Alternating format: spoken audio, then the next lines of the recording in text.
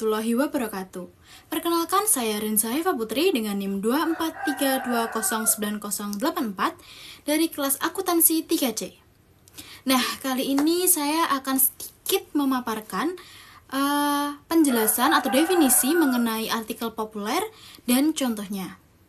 Saksikan sampai selesai. Artikel populer beserta contoh artikel. Nah, kali ini kita akan membahas definisi, ciri-ciri artikel populer, struktur umum artikel populer, tujuan artikel populer, dan langkah-langkah penulisan artikel populer.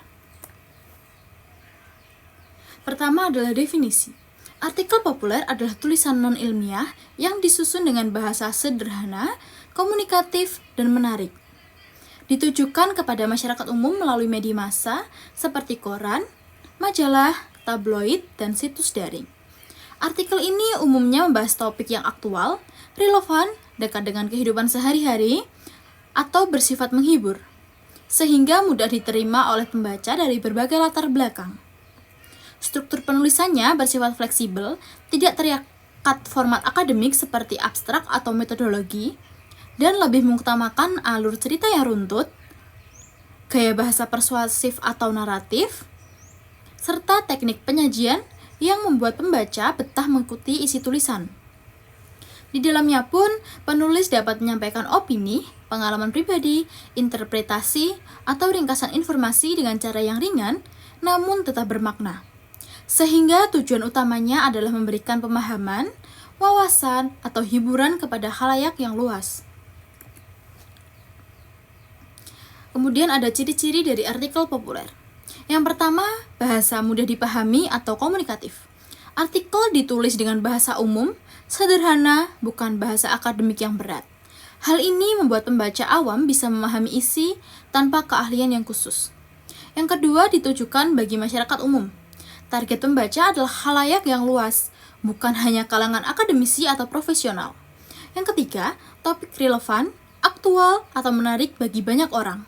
Artikel populer biasanya membahas topik yang dekat dengan kehidupan sehari-hari, isu hangat, kebutuhan informasi umum, atau sesuatu yang menarik minat masyarakat.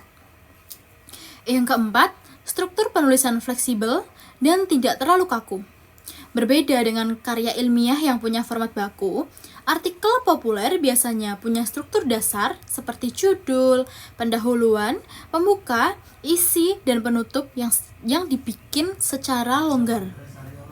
Yang kelima adalah informasi bersifat faktual, realistis, berdasarkan data atau kenyataan, dan fakta, serta opini dan gagasan penulis jika ada. Yang keenam, gaya penulisan menarik, bisa naratif, deskriptif, dan menggunakan contoh analogi bahasa sehari-hari. Untuk membuat artikel yang enak dibaca oleh banyak orang, penulis sering memakai gaya penulisan yang hidup, menarik, dan tidak terlalu berat. Dan yang terakhir adalah singkat, padat, jelas, dan tidak bertele-tele. Artikel populer cenderung ringkas agar mudah diikuti pembaca umum, tidak berlebihan panjang atau terlalu kompleks.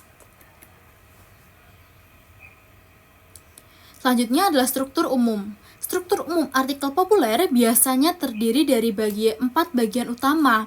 Yang pertama adalah judul yang menarik. Nah, judul yang menarik dibuat agar dapat memikat perhatian pembaca sejak awal.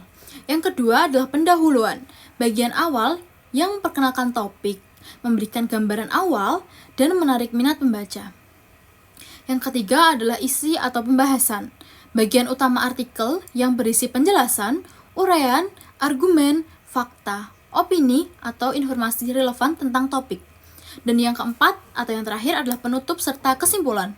Bagian akhir merangkum pokok-pokok pembahasan dan memberikan penutup yang jelas kepada pembaca.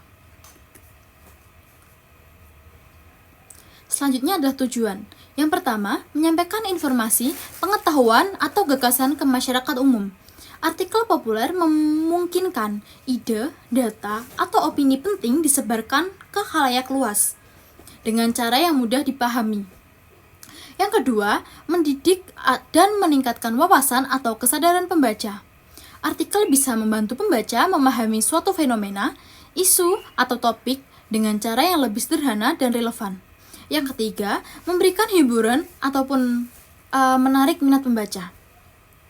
Artikel populer sering ditulis dengan gaya menarik, bahasa ringan agar pembaca tertarik dan nyaman ketika membaca. Yang keempat, mengomunikasikan opini, pengalaman, atau sudut pandang kepada publik. Selain fakta, artikel populer bisa menyampaikan refleksi personal atau opini penulis sehingga bisa mempengaruhi cara pandang pembaca terhadap suatu topik. Yang keempat adalah menjangkau audiens luas dengan bahasa dan gaya yang mudah diterima. Dengan bahasa sederhana, artikel populer memungkinkan informasi tersampaikan kepada pembaca dari berbagai latar belakang dan kalangan. Selanjutnya adalah langkah-langkah penulisan dari artikel populer. Yang pertama, tentukan topik, tujuan, dan sasaran pembaca. Sebelum menulis, pikirkan dulu topik yang ingin kamu angkat. Apa tujuan utama artikel itu? Menginformasikan, menghibur, memberi opini, dan sebagainya. Dan siapa target pembacanya? Pemilihan topik yang relevan dan menarik adalah kunci agar artikelmu dapat diterima oleh khalayak luas. Yang kedua, lakukan riset atau kumpulkan bahan atau data pendukung. Cari informasi, fakta, data, atau narasumber yang relevan, supaya artikelmu punya dasar yang kuat dan akurat. Pastikan sumber-sumber yang digunakan terpercaya, agar pembaca bisa yakin dengan apa yang kamu sampaikan.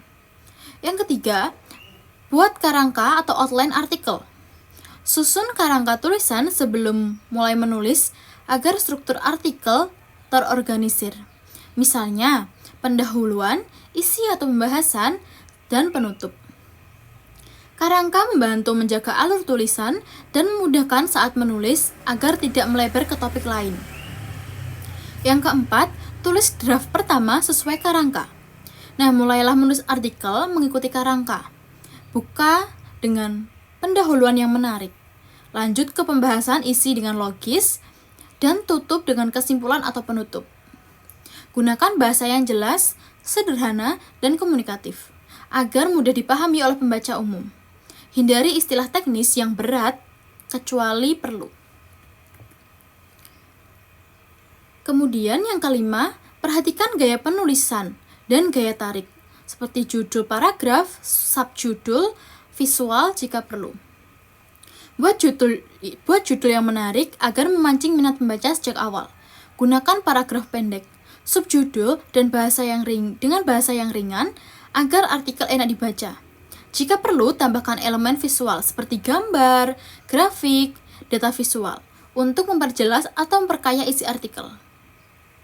Yang keenam, merevisi dan menyunting atau mengedit artikel.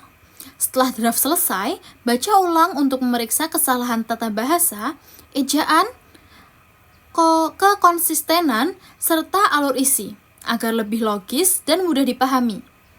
Pastikan informasi akurat dan sumber yang valid. Jika mengambil data atau kutipan, catat sumbernya.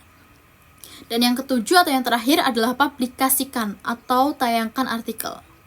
Setelah artikel selesai dan sudah diedit, kamu bisa mempublikasikannya di media cetak, blog, situs daring, media sosial, sesuai target pembaca.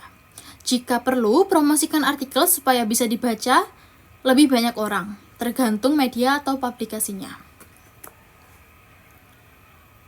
Nah, yang terakhir adalah kesimpulannya. Artikel populer adalah tulisan non-ilmiah yang memakai bahasa ringan, komunikatif, dan ditujukan kepada masyarakat umum. Ciri-cirinya, bahasanya mudah, topiknya dekat dengan kehidupan, penyajiannya menarik, dan membuat opini berdasarkan fakta. Struktur umumnya terdiri dari judul, pendahuluan, isi, dan penutup. Tujuannya untuk memberi informasi, menghibur, dan mempengaruhi pembaca. Langkah penulisannya meliputi pemilihan topik, pengumpulan data, menentukan sudut pandang, membuat kerangka, menulis dengan bahasa sederhana, serta mengedit kembali.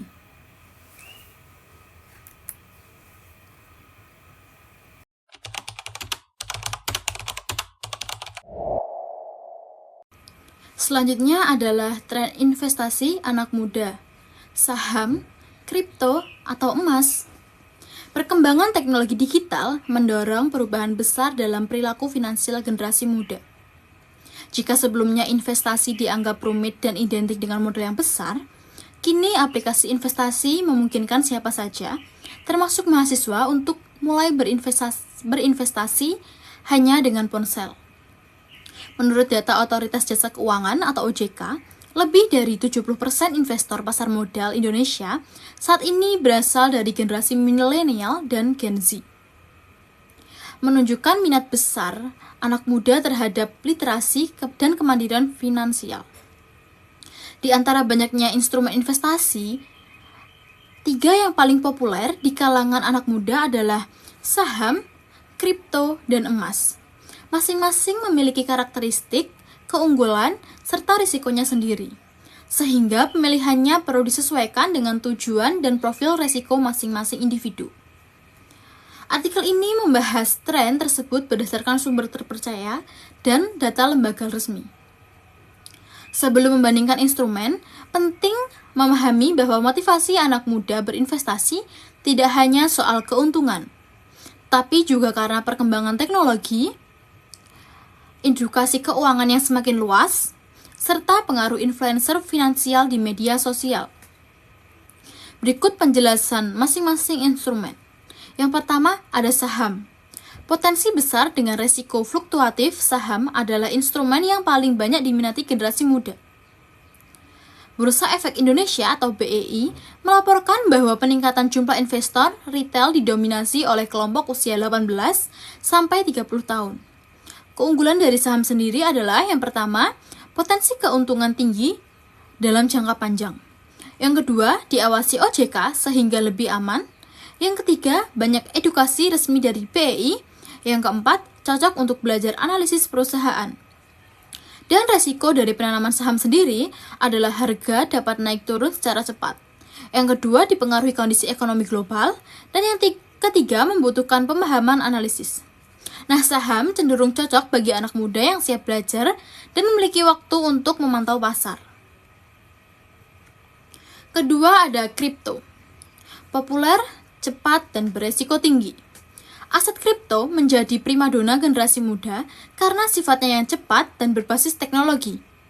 Data Bapeti menunjukkan bahwa lebih dari 16 juta penduduk Indonesia telah terdaftar sebagai investor kripto, didominasi oleh usia muda.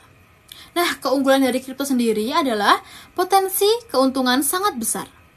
Yang kedua, mudah diakses melalui aplikasi. Yang ketiga, komunikasi aktif dan edukasi yang luas. Serta resikonya sendiri adalah yang pertama, volatilitas ekstrim. Harga dapat naik atau turun ratusan persen. Tidak dijamin pemerintah dan rentan scam, peretasan, dan isu global. Kripto cocok bagi investor risk taker yang memahami bahwa kerugian dapat terjadi kapan saja. Dan yang ketiga, emas. Stabil, aman, dan cocok untuk lindung nilai. Instrumen ketiga yang populer adalah emas, yang sering dipilih karena sifatnya sebagai aset aman atau safe haven. Berbeda dari instrumen fluktuatif seperti saham dan kripto, emas memiliki pergerakan harga yang cenderung stabil dan dipengaruhi oleh kondisi ekonomi global, terutama inflasi dan nilai tukar. Keunggulannya sendiri adalah resiko rendah dan relatif stabil, cocok sebagai aset pelindung nilai dan inflasi, serta dapat dibeli dalam bentuk fisik maupun digital. Nah, resikonya sendiri adalah keuntungan tidak sebesar saham ataupun kripto, tidak memberikan dividen atau bunga, dan perlu tempat penyimpanan jika membeli emas fisik. Emas cocok untuk anak muda yang ingin berinvestasi jangka panjang dengan resiko minimal dan tujuan menjaga kekayaan. Selanjutnya, jika dibandingkan, saham memiliki tingkat risiko menengah hingga tinggi, tetapi memberikan potensi keuntungan yang besar, terutama dalam jangka panjang. Instrumen ini paling cocok bagi anak muda yang ingin belajar analisis, memahami pergerakan pasar, dan siap menghadapi fluktuasi harga. Sementara itu, kripto menawarkan potensi keuntungan yang jauh lebih tinggi, namun dengan risiko paling ekstrim. Harga kripto dapat naik dan turun secara dramatis dalam waktu yang singkat. Instrumen ini cocok bagi profil investor muda yang berani mengambil risiko besar dan menggunakan dana yang siap hilang. Di sisi lain, emas merupakan instrumen stabil yang paling aman di antara ketiganya. Keuntungannya tidak sebesar saham atau kripto, tetapi emas efektif untuk menjaga nilai aset dalam jangka panjang dan tanpa perlu memantau pasar secara aktif. Dengan demikian, pilihlah instrumen sangat tergantung pada profil risiko masing-masing. Saham untuk pertumbuhan jangka panjang, kripto untuk mencari keuntungan besar dan cepat, serta emas untuk mencari stabilitas dan perlindungan nilai. Tren investasi anak muda mencerminkan meningkatkan kesadaran finansial di era digital. Meskipun saham, kripto, dan emas sama-sama populer, masing-masing memiliki tingkat risiko dan tujuan yang berbeda. Anak muda perlu memahami karakteristik setiap instrumen sebelum berinvestasi. Dengan generasi muda, dengan memilih instrumen yang sesuai dengan tujuan keuangan dan kemampuan menanggung risiko, generasi muda dapat membangun masa depan finansial yang lebih stabil, terencana, dan berkelanjutan. Itu saja yang dapat saya sampaikan mengenai definisi dari artikel populer dan contoh dari artikel populer. Bila ada kurang lebihnya, saya mohon maaf. Wassalamualaikum warahmatullahi wabarakatuh.